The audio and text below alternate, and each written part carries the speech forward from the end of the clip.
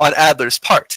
The Zodian Intelligence Division agreed to permit the ex-spy to serve as an ambassador from Legala and the Orn League embassy that was rebuilt in Ascension within Zodia. Eve, Steel Shell. Eve stayed behind in Zodia with the rest of the Zodia Brigade volunteers. Under Zacchaeus' leadership, Eve had many opportunities to grow her craftsmanship. The Togwell's skill became renowned throughout Zodia and beyond, and after his knighthood and subsequent marriage to Duchess Estrella, Zack commissioned Eve in a more permanent fashion. Her work became the stuff of legend, and many officers in the growing Orn Brigade clad themselves in her protective equipment. Kerstine Dunaid, Pride of Dune. After Richard reclaimed the Dunaid homeland in Talam, Kerstine strongly considered returning to Talam with her brother. However, she ultimately decided against it, and took up her family's mantle in their new home of Okeanos.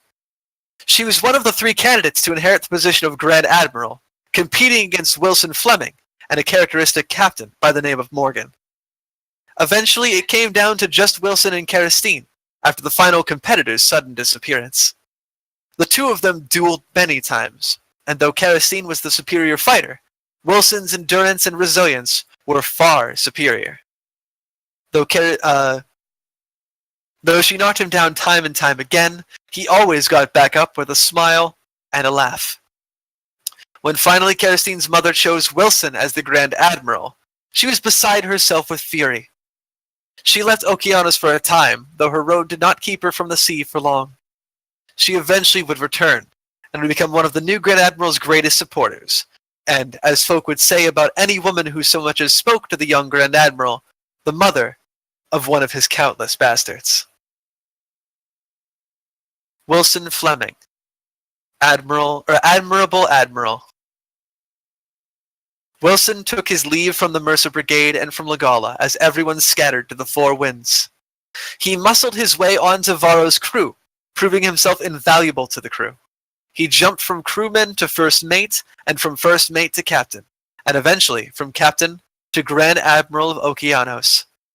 His time as the Grand Admiral was known as a time of prosperity, not unlike the man who mentored him, or the man who had mentored his own mentor.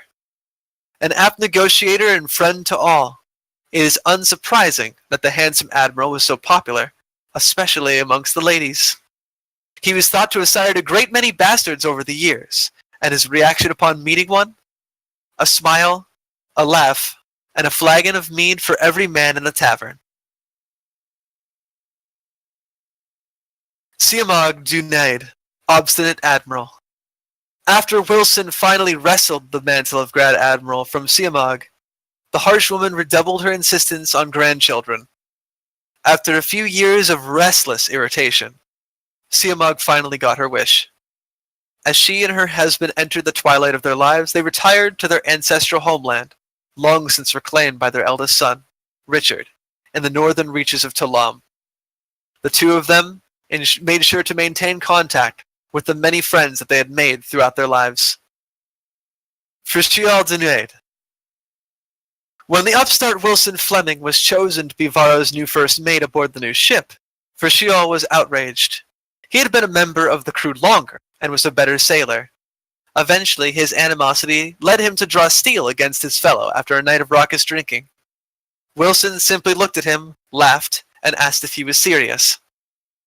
When the young pirate said yes, Wilson quickly disarmed him with naught but a full bottle of rum, and cast the young man from his feet. He then plopped right down next to him and offered him a drink. The two became inseparable friends from that point onward, and Frichial became Wilson's most trusted ally, and his first mate after his ascension to captain, and later Grand Admiral.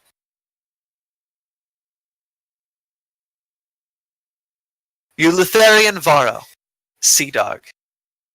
It was with an anchored heart that Varro commissioned a new ship, dubbed the Viridian Whim. When asked about the origin of the name, he simply said that he named it after one of the most important things that had ever happened to him. Within the year, Varro had redoubled his efforts toward making Okeanos a fully fledged nation, assisting Grand Admiral Dunaid and later Grand Admiral Fleming in the process. After a long career of service as a representative for Okeanos abroad, Varro sensed that it was time to go. He gathered some of his oldest and most trustworthy friends, each one as senior a bloke as he. After many tearful goodbyes and more rounds of drink than he could count, Varro and his final crew set off on the Viridian Whim's final journey. As he sailed south down the Okeanos Sea, many would wonder if he would ever find his old mentor, the former Grand Admiral, Errol Wyndham. Wilson smiled and swore that he would find out someday, when it was his turn to sail off into the sunset. Sinclair, vulgar seneschal. Sinclair was hardly pleased at the sinking of the Dragon Queen, but he was certainly glad to see Varro begin to calm down from his high-flying adventures. As his old friend began to take administrative duties more seriously, Sinclair began to as well. He was vital to the alliances that began to sprout between Okeanos and its neighbors, and it was his keen eye and uncompromising stance that ensured Okeanos did not get taken advantage of. When Varro finally decided to take his last voyage, Sinclair could not follow. He had business to attend to, and he had a lot of kids to keep track of. With a heavy heart, he saw his best friend sail off, knowing he would never see him again. He continued his service towards Varro's successor, Caitlin Dunaid. Many wondered if Sinclair's standoffishness kept the specter of death himself away, as despite his body beginning to slow, his mind never lost its keen and cutting edge. His cool head kept Okeanos from sinking into the sea, and tempered the absurdity evidently present in every pirate, doubly so in Grand Admirals. Caitlin Dunaid, 10,000 leagues. Taking after her father, Robert, Caitlin saw the political opportunities abound after the war. She offered her services to Ambassador Varro as his aide, and eventually became the ambassador to the League of Orn herself. As a representative of Okeanos, she set about facilitating trade and prosperity for her adopted people, ensuring that the fundamental foundations of Okeanos, which have always been tenuous at best, were strengthened. Through outside assistance, Okeanos could truly call itself a true nation. Richard Dunaid, heir of Dune. Richard left with the rest of the Ptolemites, and returned to his ancestral homeland of Dune, the barony of the Dunaid family. He put down roots and relations abound, and made sure that one of his first orders of business was to improve relations with Okeanos by giving his mother grandchildren. 10 years later, Richard would compete in the competition for Standard Bearer and win, and would go on to lead Talam for the next decade. In those 10 years, he worked closely with Alstramaria, Connor, and the rest of the League of Orn representatives, solidifying Talam's place in the world stage. After his tenure as Standard Bearer, he was in turn defeated by a younger man. As he enjoyed his time lording over a baron instead of several after the fact, he would frequently say that everything had gone just the way he had planned it. Most people would call him on his bullshit, to which he would shrug, smile, and take a drink. Malcolm Ross, Standard Issue. Malcolm's rule as Standard Bearer was one marked with prosperity and reason, in no small part thanks to his reasonable nature. However, after those 10 years, had his rivalry with Richard not already existed, it certainly would have then, when Richard won the title from him. Their roles reversed, Malcolm became Richard's dragon's advocate, challenging his policies to ensure that they were airtight. Though their relationship was tense at times, their rivalry culminated in the Standard Bearer contest the years following, in which both were completely defeated by a younger man. They shared raucous laughter together in a night of drinking. Malcolm learned of the tattoo upon Richard's buttocks, and Richard learned that the warrior he had wedded and bedded, Heather, was actually Malcolm's sister this whole time. "What, I didn't mention it?" he said. They laughed that night, and many others away as they worked together to advise the next generations. Anna the Merchant, entrepreneur of ages. Anna lingered just as the prophets did. After the war, she dove headfirst into the trading of goods and supplies to help rebuild Legala. After making a fortune as the inflow of cash slowed, she departed for other lands, bringing foreign goods and exotic items from one land to another. She was instrumental in the sharing of cultures, though she certainly did not have that as her primary motivation for how she did what she did. Apollo. Tabula rasa. Eventually, Apollo found his way back to Legala with the help of Viol and the friends they had made along the way. As they went, Apollo found it strange. Though he walked through his old haunts, he walked through his old haunts without a single head turning in his direction. His transformation had brought with it anonymity, and even when seeking some of his former compatriots, he found none of them. After encouragement from Viol, he decided it would be best to begin anew, taking a new name and cutting his hair, which had only become increasingly more difficult to manage with a lack of sight. Viol eventually found opportunity in the form of the Windwolf, Lind Windborne's expeditionary vessel. The couple attended the crew and set off on a grand voyage beyond the bounds of known land. His nautical skills, keen senses, and magecraft proved invaluable to the crew, and he found himself a home even without eyesight. Though he could not see the wondrous sights, he could hear them, feel them, smell them, imagine them in his mind's eye, as Viol described them, drawing pictures with her words and her fingers across his arm. In his own way, this was the life that he had always sought, one of exploration, discovery, and freedom. Viol, free spirit. Unbeknownst to the man that she traveled with, his letter was not the only one that Alströmeria received. Viol had sent a humble request to the woman that had helped her so much back when she was lost in Okeanos. And so, when they arrived in Okeanos and later Legala, with Alströmeria's help, Apollon was bereft of recognition.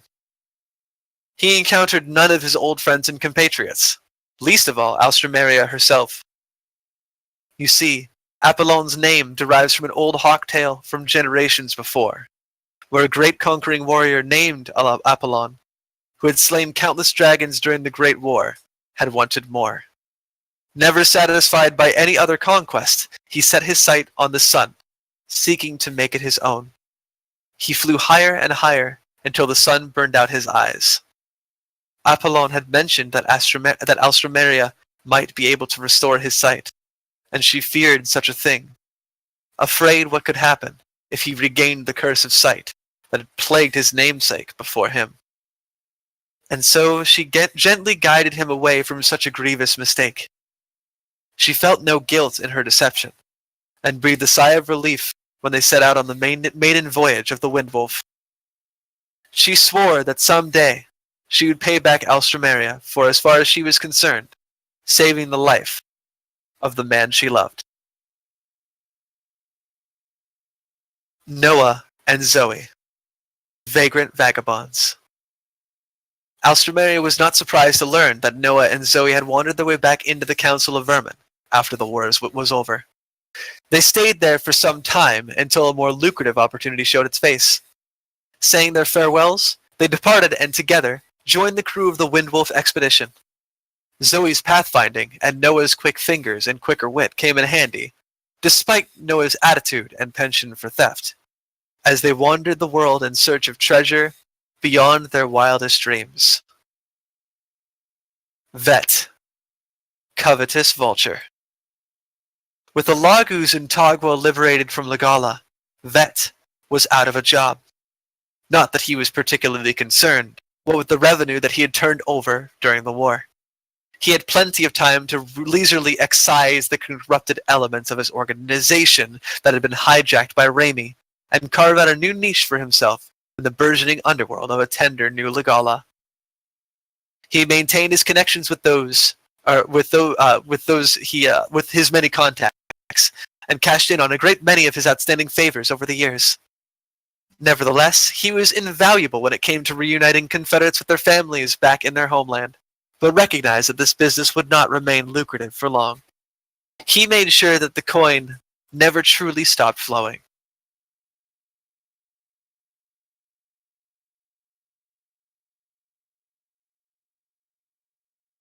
Cole and Graham, dynamic duo. The men known as Red and Bear considered making a clean break with the Council of Vermin, but ultimately decided against it. The two continued working together, and though their roles and deployments changed, the two were never far from one another. Doubly so when the two began to wear matching, uncharacteristically shiny rings around lanyards beneath their cloaks. Ira Spencer, buxom benefactor. Ira finally confronted her mother and father after the war, both of whom were shocked to find her survival. They were supporters of the Legalan regime, hoping that siding with and aiding Millicent might elevate them to a higher standing. Though they begged Ira for forgiveness, she refused. She turned her back on her past and focused instead upon the future. When Starling left, Ira begged her to let her come with, but Starling refused. "Sorry, Budge," she said. "I'll see you around." Ira never saw her again, but she never forgot her. She remained in the Mercer Brigade for a time as it underwent new management, but eventually resigned. She used her modest earnings to build upon the humble hovel she had lived in for much of her teenage years, and convert it into an orphanage, which she dubbed Blaine's Rest. A few years after she began taking in children, a young, spiteful young urchin by the name of Teresa came to her doorstep. After working tirelessly to make the young girl feel at home, Ira offered to adopt her, hoping to give her a better life than the one her namesake had once lived. Teresa, truant thief. After the war, Starling left after a few short farewells to the people who mattered most to her. She presumably vanished. No one was quite certain where she had gone, and no one ever heard from her again. That is, until 5 years later, when she showed up as a member of the cult dedicated to Alstromeria, who was understandably shocked. When asked, she merely stated that she thought it would be hilarious, and that she would get on her knees and pray to Alstromeria every night, if she desired, with a cheeky grin.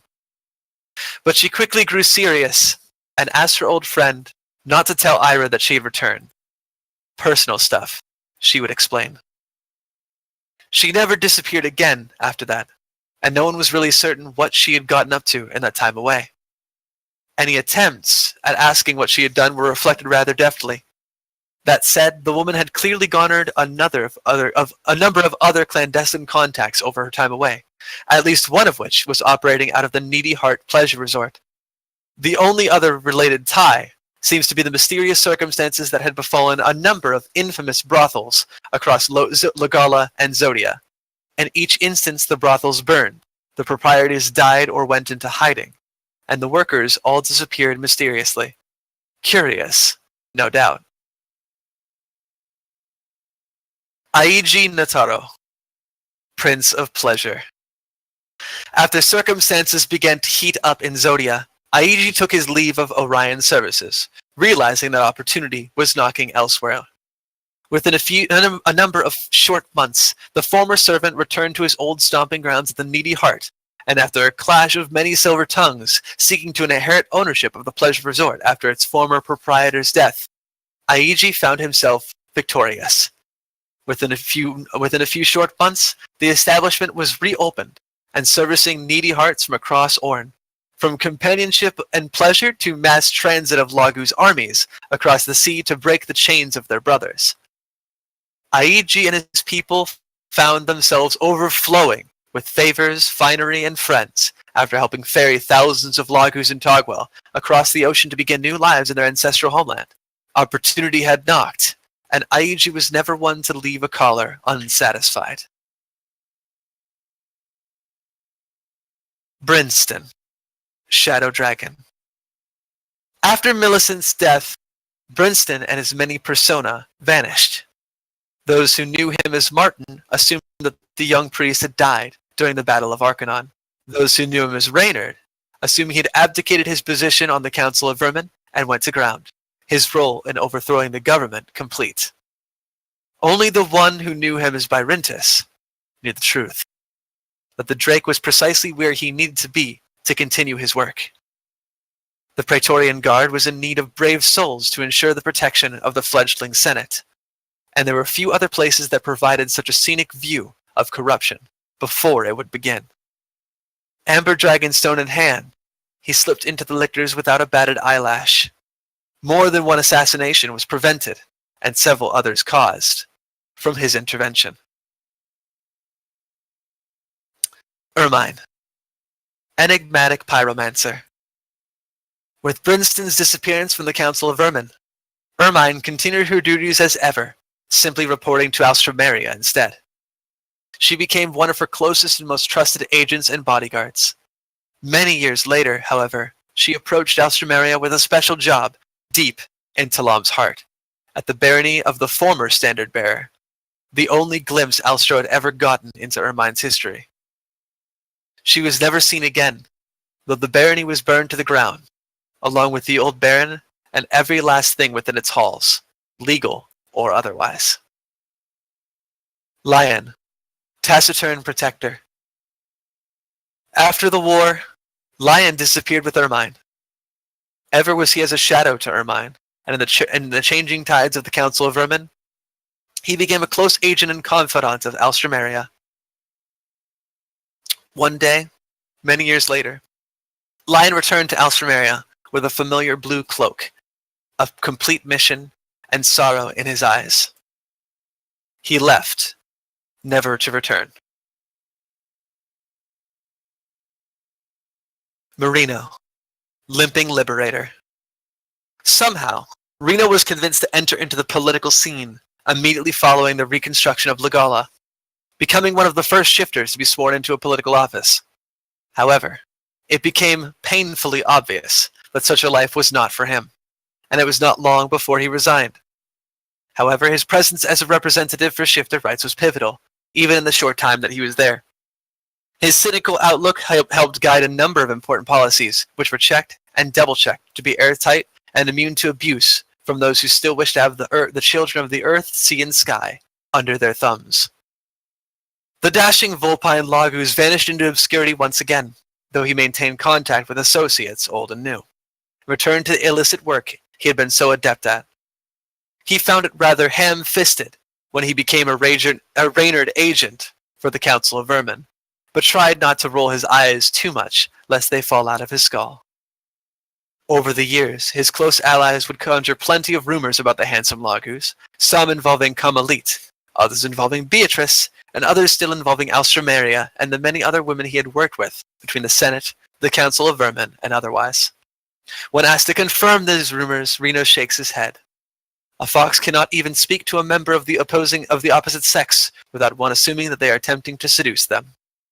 And they said that racism in Saldeo was over. Rhea. Unstoppable force. Sting did not slow down just because Legala was liberated. For the next several years, she continued her bloody crusade against the hidden traffickers of the Legalan underground. Eventually, her notoriety got to a level that became dangerous for her well-being, and so Reno convinced her to leave the rest to him. With help from the Council of Vermin, Sting slipped out of the country in a surprisingly quiet event given the subject. Rhea was understandably poor at keeping in contact, however, and no one is quite sure what happened next. Some believe she began hunting down slavers in Wormsguilt, while others wonder if she went back to the deserts of her people to track down evidence of her family and carve out a life in the desert. Wherever she went, violence was, as ever, likely close behind. Jack Skywright. Explosive personality.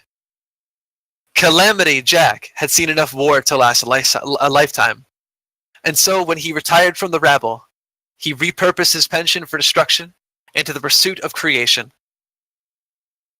He founded a construction company called Skywright, where he put his demolition and planning skills to work, rebuilding Arcanon. His buildings were known as some of the most structurally sound in the nation, and in his later years, the tallest of his buildings, 10 stories or more in height, were dubbed skyscrapers, homage to their creator. Ernest Halloway, crackpot theorist. After the war was over, and after Legala began to rebuild, Loon began the first conspiracy theory tabloid in Legala. Though his theories remained wildly inaccurate, a cult following of loyal readers began to pop up. There still have been no sightings of shark lagoos, but Loon is confident that his eternal vigilance will pay off. Warren Shieldheart, prodigal son. Warren refused to take back his role as heir to House Shieldheart after the conclusion of the war. William had grown to be a much more responsible man than he knew he ever would be, and he knew that he would never be a leader. And so he instead relied on doing what he always had done best, delivering messages. In the aftermath of war, the Postal Service was neutered to the point that communication across Saldeo had become a living nightmare. Warren rolled up his sleeves and got to work, coordinating the loyalist messengers with the vestiges of the rabble. With the abandonment of the imperialist state, Pegasi were legally allowed to be implemented into the more mundane aspects of life, and Warren made sure the Postal Service was the first place they were included. However, in light of everything, Warren could never truly resist the call of the old stables. And perhaps he single-handedly revitalized the Pegasus population after the devastating blow that the war dealt to it. His connections across the continent were invaluable. Against his better judgment, he never vanished, though neither did he forget where he came from, nor did he let the woman that had given him a second chance forget either. But no matter where his role took him, he never strayed for long. After all, he had made a promise to a certain prince, one he intended to keep for the rest of his life.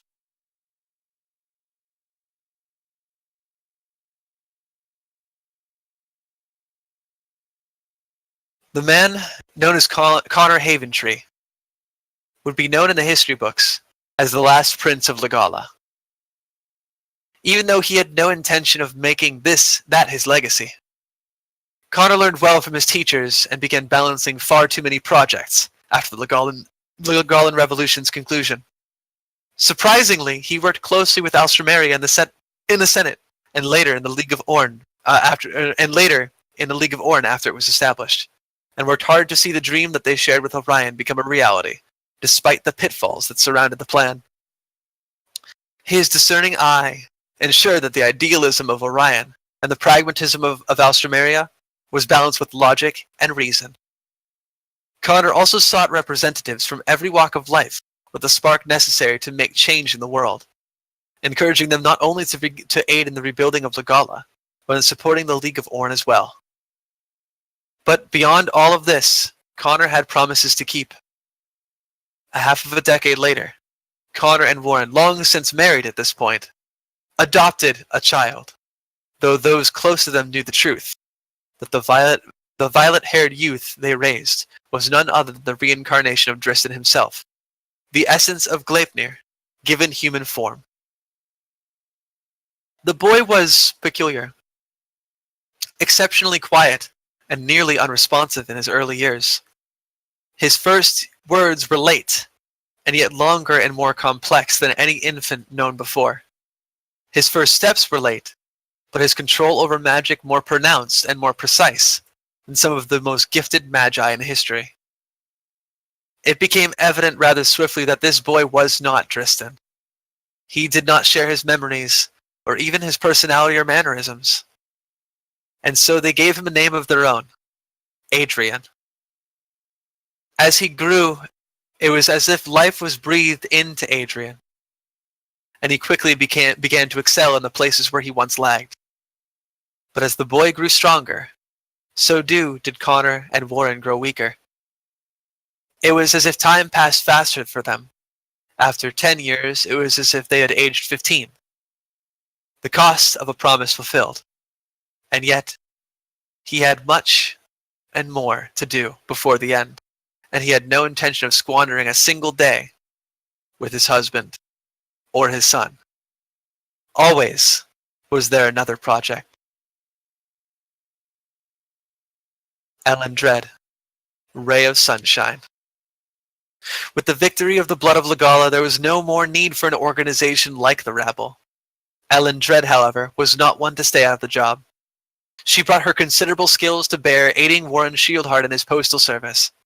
Her harsh pragmatism and intensity proving useful in ensuring the urgency and responsibility of the duties. The urgency and responsibility of their duties would be well understood by those who came under their employ. Many a lazy and lackadaisical worker found themselves terminated by her suggestion.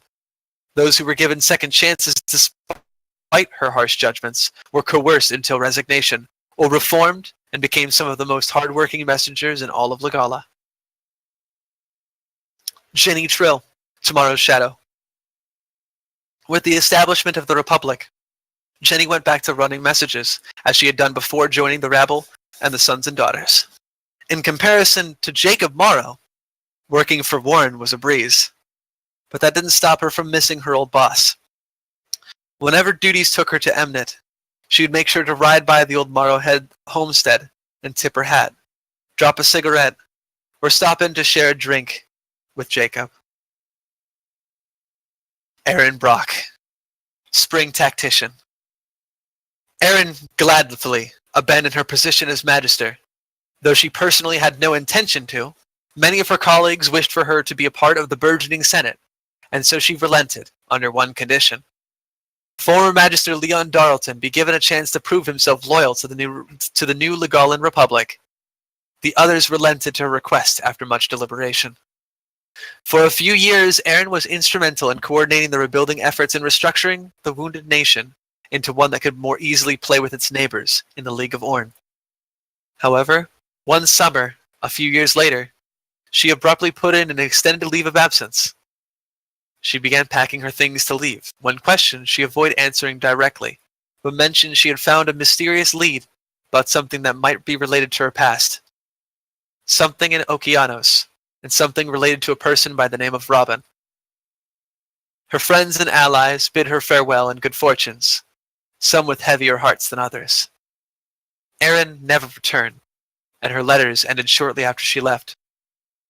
No one was quite certain what her ultimate fate was, but most who know her believe she found answers in Okeanos, and perhaps with them, a place she belonged.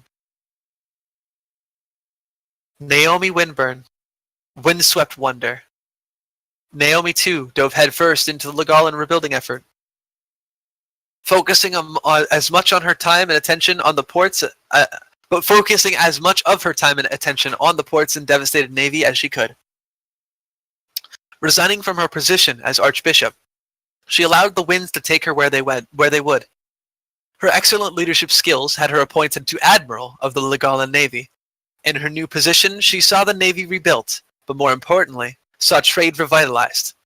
She worked closely with the League of Orn, and over the years opened up a dozen new port cities along the coast of Legala. As she grew older, her hair grayed, and her laugh lines grew more pronounced. But the spring never left her step, and even after 30 years, she still had all of the passion and drive that she had as a young girl. Angelo, piety personified. In spite of the repeated tests to his faith that he had witnessed throughout his adventures, from biting back against undead monstrosities and shadow-spawned abominations, to serving alongside of a demigoddess, Angelo somehow kept an iron grip on his faith. Though the role of the church changed drastically in the reformed Legala, the determined man saw himself elevated to the rank of bishop for his unwavering determination and peacekeeping efforts, and was pivotal in helping Archbishop Crestworth reform the church into an entity that Arlen would be proud of. Carter Crestworth, son of peace.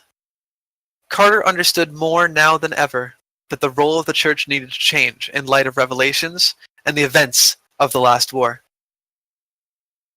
And so, the young archbishop made efforts to consolidate the influence of the Church of 3 and 5. No longer would the archbishops work independently from one another, and no longer would they represent different but inclusive faiths. He wrote many edicts addressed to the common folk, who were sent into a spiral of faithless confusion in light of the war and the revelations from Alstrameria. He sought to alleviate their concerns and to address the new revelations that the faith had come to realize. Without his patience and perseverance, the faith would have collapsed upon itself.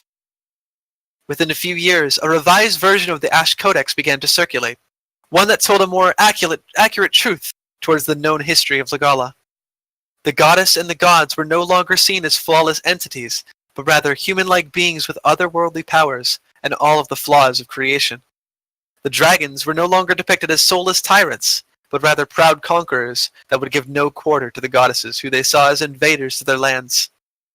It would surely take generations for these amendments to be written upon the hearts of the faithful, but Archbishop Crestworth would be known as the father of a new faith in Legala for generations to come. Grace Crestworth, pained priestess. Grace never fully recovered from the heartbreak she suffered during the war. Nevertheless, she maintained the strength and poise she had been known for all her life. Seamlessly, she took over the floundering church of Ashling as its archbishop, in light of the previous archbishop's condition. She worked closely with her son in the difficult and taxing process of reforming the church. It became evident to all who knew her that she was drowning in the pain and loss that she had suffered in her duty to the church, to her family, and to her old friend. It was not long before she became a great-grandmother, and though a part of her felt unworthy to claim familial ties with those that she felt she had betrayed on principle, she never allowed that to sully the stern, caring love that she gave each and every one of them. Though she carried her sorrow with her like a stigmata for the rest of her life, she used it as a tool of growth and learning, one that allowed her to mend the mistakes of her past, and pave the way for a future where perhaps mothers may not have to bury their daughters. Ashley Hartwick, amnesiac archbishop. Stripped of her memories and personality, Ashley lived out the last few years of her life in a state of childlike wonderment. She never stopped learning the new and fascinating things that the world had to show her until the day that she died, a smile on her ever-smiling face. Kendra Keshire, flickering flame. With my return to the source, the enchantments over Arcanon remained. Though it will take decades for the ancient energy to replenish itself enough to perform even a fraction of the functions that they once wielded, eventually it will return enough for us to come back. It would perhaps take another 100 or even 1,000 years for them to manifest an Archon with a fraction of the strength that I wielded. But that will not stop us from serving the Haventree bloodline in whatever fashion possible. Daisy Cunningham, sworn spymaster. Though Arcanon had fallen, and Steph, you posted the wrong thing. Whoops. Oops. Though Arcanon had fallen, and the imperialist nation had transformed into a republic, Daisy's role did not change. The words her family had sworn long ago still stood, and she was still bound to serve the Haventree family as their eyes and ears. Her exact actions and activities were never chronicled, but when Legala needed a shadow to hear or a blade to cut, it had one. She was seen making frequent trips to Arcanon in its dormant state during this time, and over 2 decades later, she vanished abruptly. Though the public never noticed her passing, those she had sworn to serve did, for it was shortly after she went dark that the Archons manifested once again. Saya. First contact. Annoyed at the turn of events, but convinced that Alstrameria was right, Saya departed Saldeo and Wormsguilt for parts unknown. And though Alstrameria intended on keeping her promise to her, and tell her once more when things would be safe to return, both of them knew it would be some time. But one day, nearly 28 years later, Saya's signal abruptly vanished. Alstra tried to reach out to her to learn what had happened, but the heartbeat and presence that she had become used to being present in that part of her psyche was there no longer.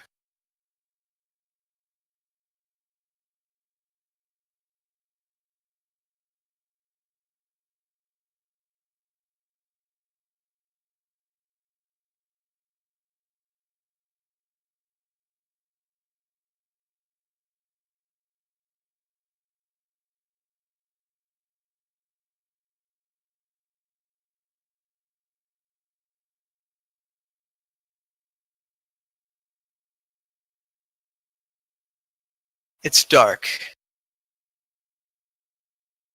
It's very dark, and you're inside. That much you know.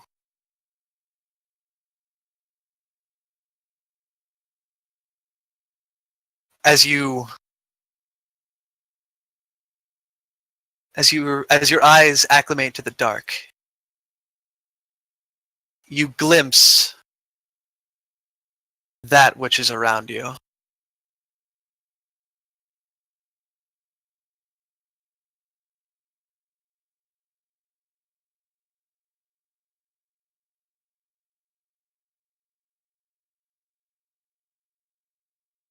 You hear movement, and as you inch closer, struggling, crawling to do so, you see a majestic creature, something that you're very familiar with.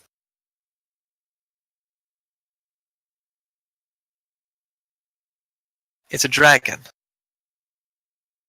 The dragon is white of scale, no pigments to be found.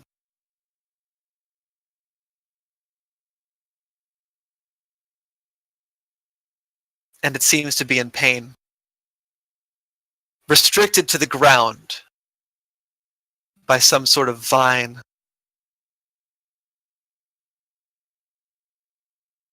chain.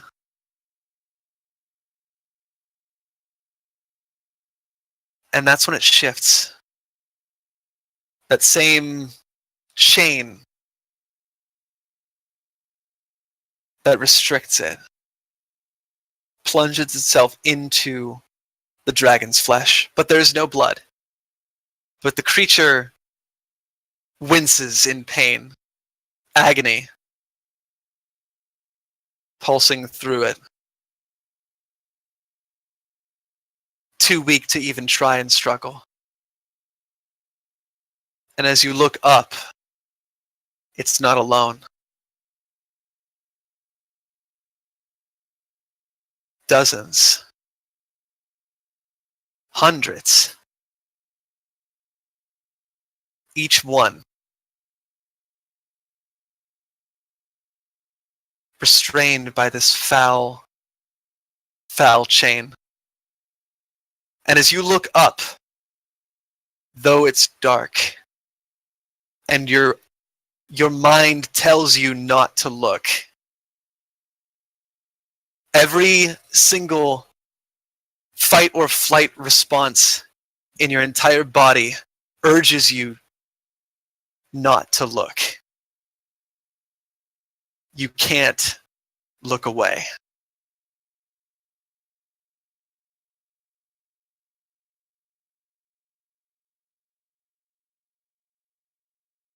Because it is looking at you. And as your eyes trace these vines, they connect to a thing, a creature, a being, an entity.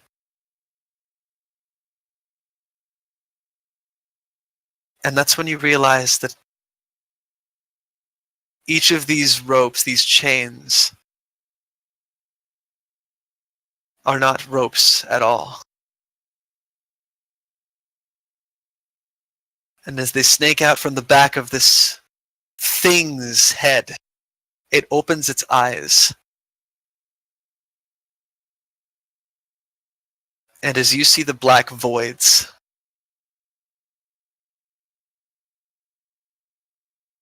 that lie within its skull,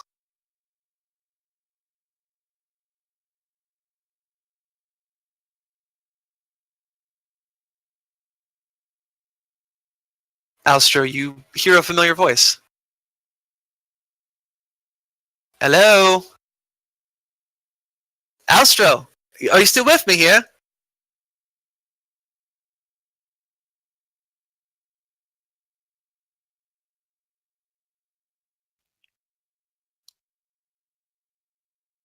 Hello? And as you look, you're sitting on a bench at somewhere. It's hard for you to remember right now. But it kind of starts flooding back to you, and your sister's sitting next to you.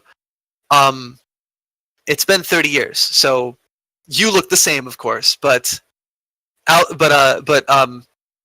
of course, as Piper smiles at you, being in her middle ages at this point, a few streaks of white have begun to kind of sneak into her lavender hair, and she smiles and like looks over at you. She's sitting next to you, and she says, "There you are. I thought you didn't need to sleep anymore."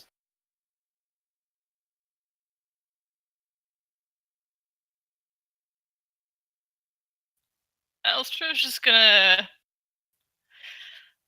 stunned for a second. I didn't think so either.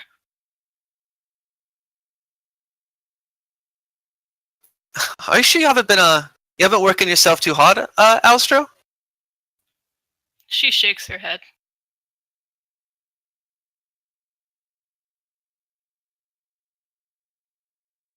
And probably goes to immediately check her connections. None of them seem to be changed.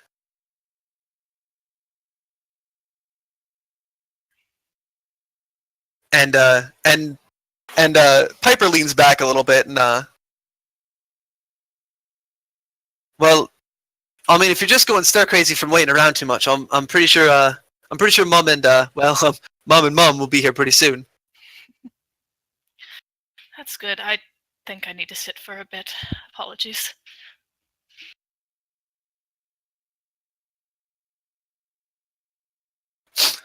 I mean, it's all right. It's kind of a big day. I mean, it's been 30 years since since the war and all that. All we have to do is all you and I have to do is just bring Lily and Mama back to the grave.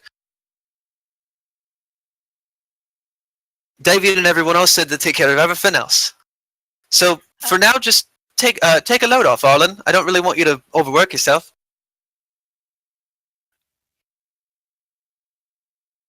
Arlen? She looks at you confused. What do you mean?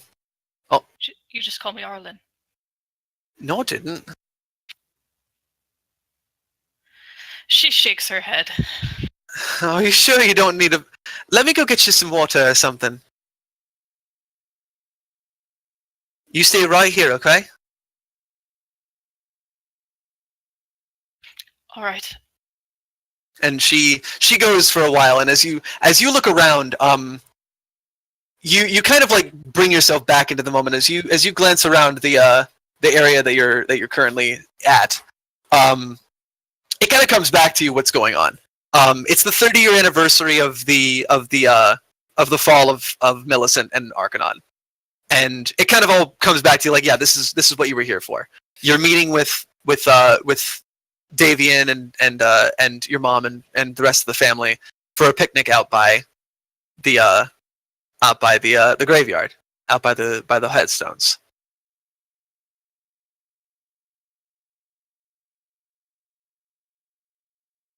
And you're currently waiting in the train station at Brimrad. It's close enough to where they were buried, obviously.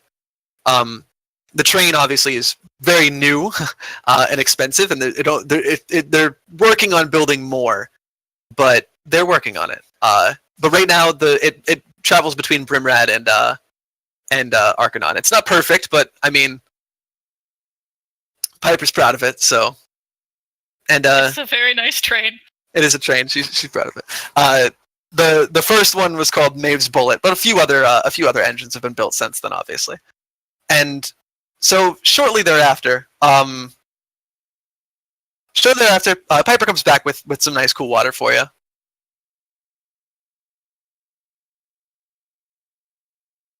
I stare at it for a moment and chug it.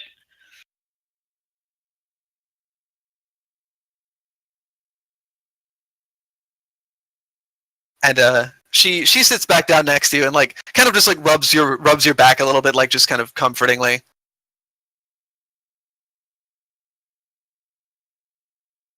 And am I shaking? a little bit. I don't think I'm okay, Piper.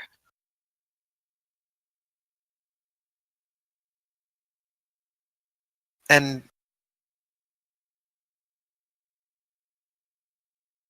did something happen? What's going on? I saw something.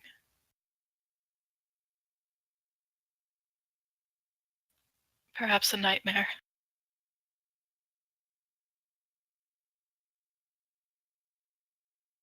It's just a nightmare. Don't let it get you down. But it's something I've never seen before.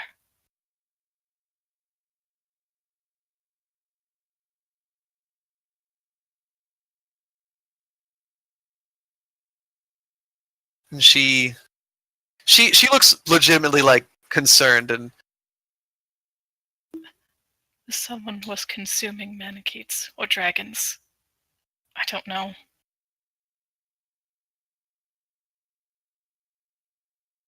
what? And probably puts a shaking hand to Piper's and squeezes.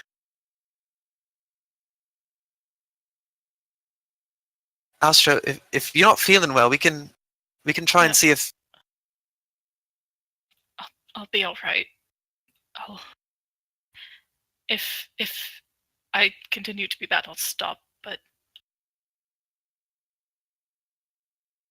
I don't want to ruin the occasion. I don't want to disappoint Mama or the others. Astra, I hardly think that you disappoint anyone just for taking care of yourself. Yes, you're right. Probably the opposite. And Said she grabs both Piper's hands. I truly don't want to be alone right now. and she squeezes them back and says, "Well, it's a right good thing that we're going to a big old picnic then, right? She nods. I won't leave, all right? I'm right here. Ain't no one gonna eat no dragons while I'm here." She like chuckles. That's good. Thank you. And she kind of changes the subject a little bit and just tries to just talk about some like other recent events and like some of the festivities that have happened and all that. And before long, the train pulls into the station, and before long, as it pulls up, you guys stand up, and she's still holding your hand, giving you support.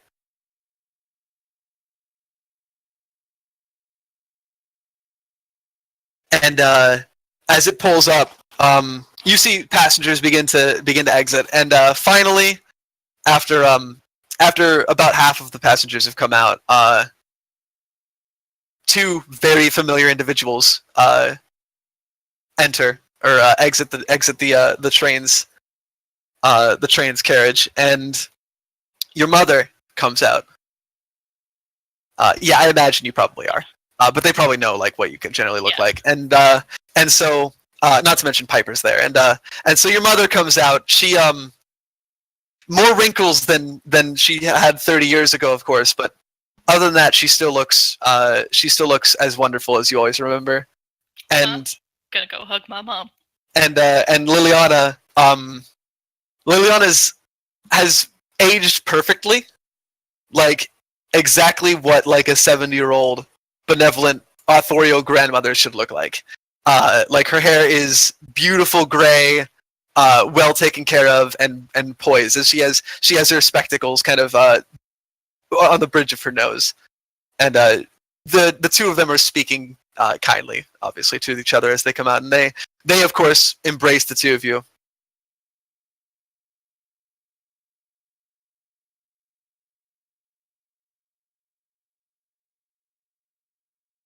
And and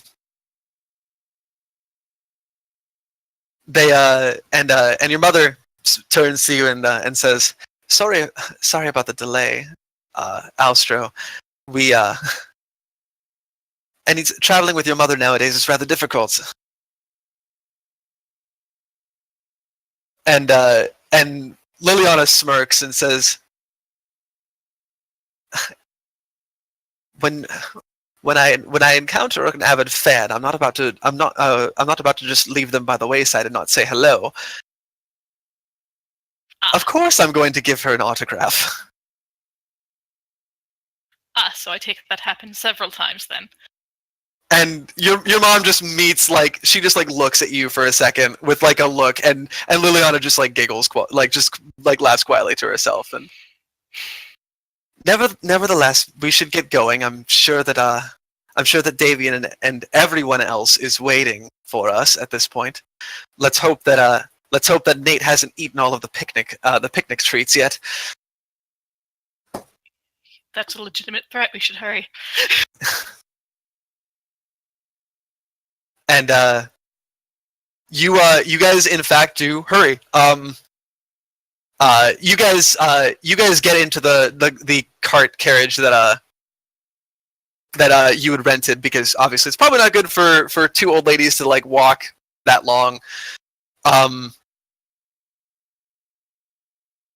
And as you go for some time, and you start feeling a little bit better as you bounce along in the carriage. Just swapping tales of your travels and what you guys have been up to the last little bit before since you've seen each other. The legal parts. The legal parts, of course. And before too long, you guys make your way out back to the area where you grew up, where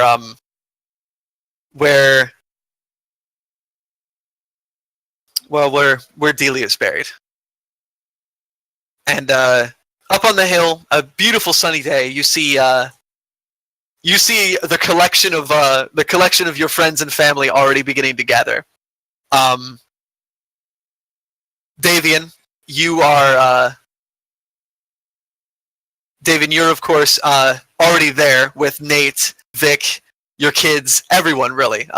Basically anybody who was able to come is there, and you guys have already spread out the blankets. It's plural because of how many people you guys have, and have begun handing out the various refreshments and such. Of course, a blanket is laid towards the collection of graves as well. The graves of your mother and your father. The graves of John and Sylvia as well.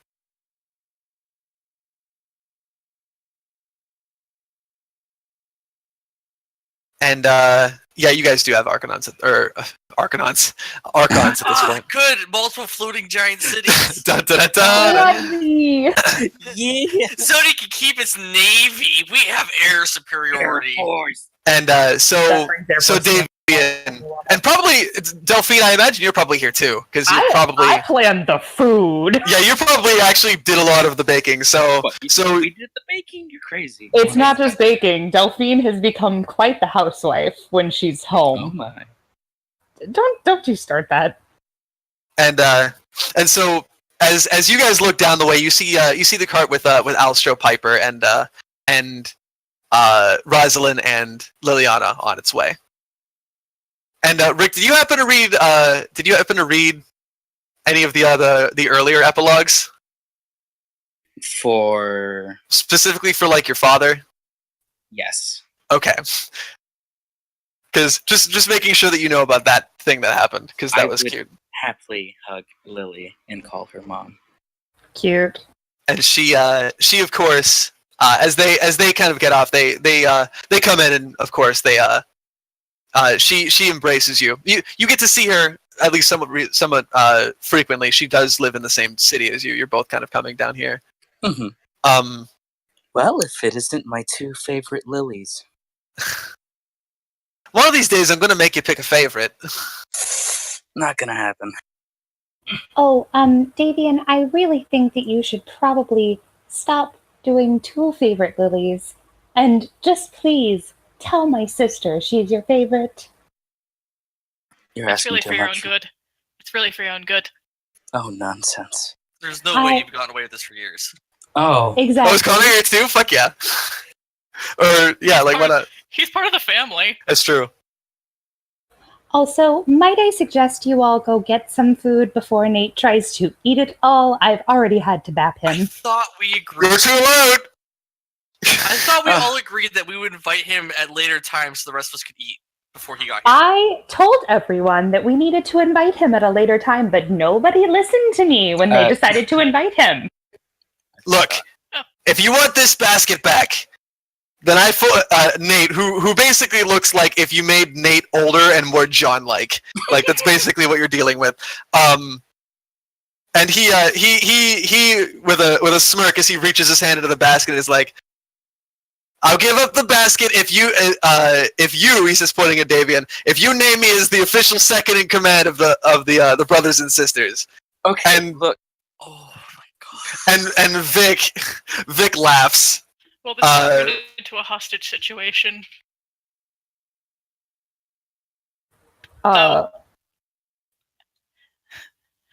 Delphine, I think you and I, as ambassadors, should declare a ceasefire on the situation so that we can currently,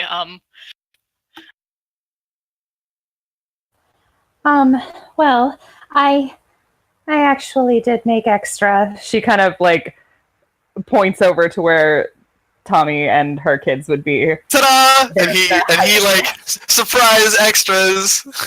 I had a feeling that this would happen, and so I told Tommy to come a little late with the kids so that there would be food. You see, Nate, you made her expect the worst of you. It only took I always do. Is this the worst, or is it just is? It just is. I reckon you kind of come to expect it at this point. Vic says, like, with her, like, still, like, eating whatever she'd already taken from the basket. And she just walks up and just grabs something out of the basket, and he, like, tries to take it away, and it does not work. Please do not rip my baskets. I like them. All right, everyone settle down. Them. And Alstro just taps her staff on the ground. We're going to have a lovely picnic here, and it won't be tarnished by your fighting. Wait a second. Since when did you become the peacekeeper in the family? I'm helping, she says, looking at Delphine. Delphine's gonna hug her sister and laugh.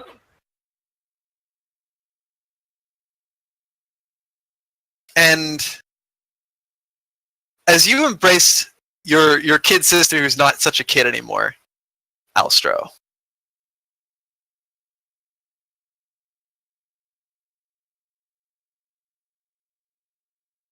Shit, I caused something. you hear a voice again.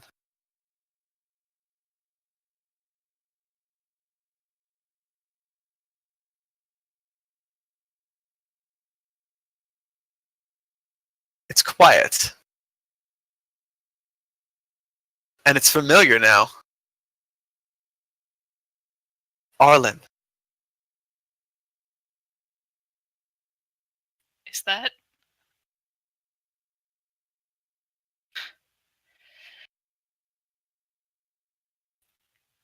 Arlen, please. And it echoes out.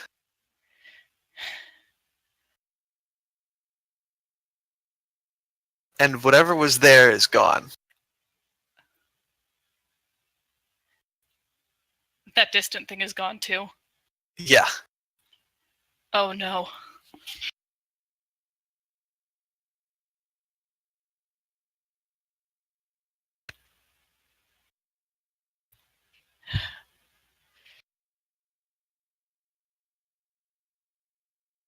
How is Elstro looking right now? Horrified? And Piper looks over at you, like, with the same concerned look as before.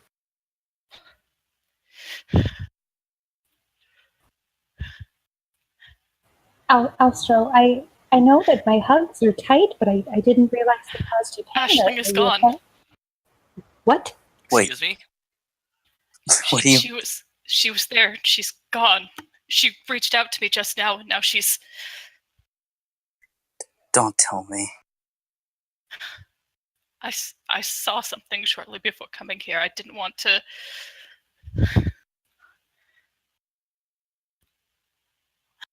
If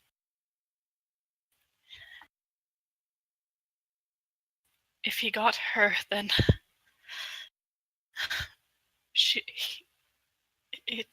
And if he is what I think he is, he knows that we're here.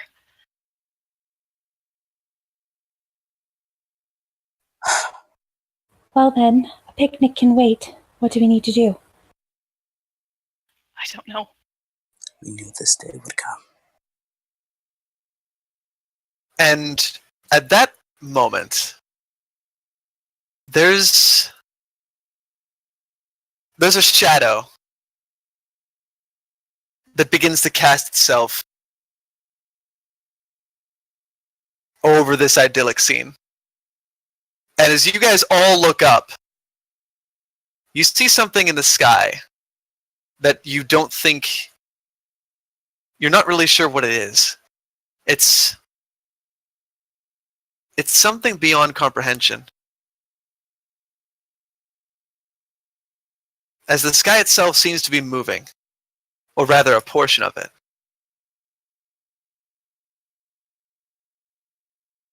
Sweeping slowly across the sky.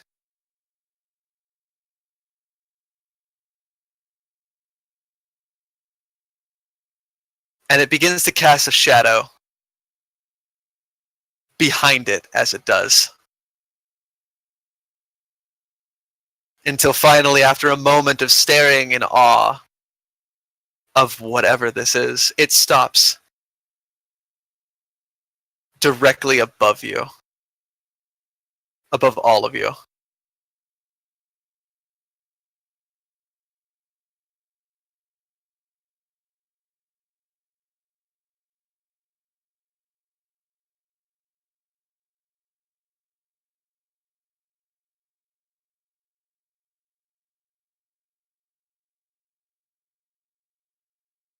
And Alstro, you hear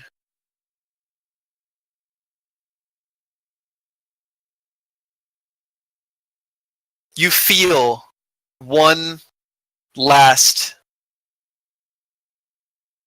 pitiful tug in your direction.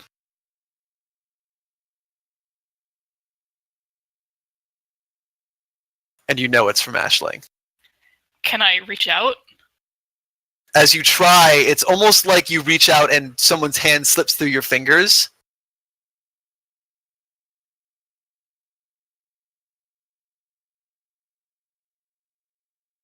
But you can almost feel the trail. You almost see the threads as they slip from your fingers.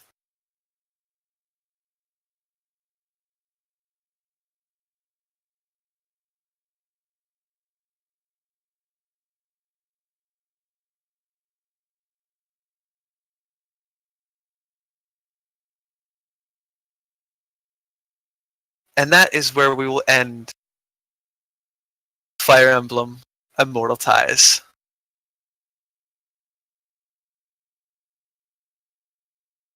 That's scary.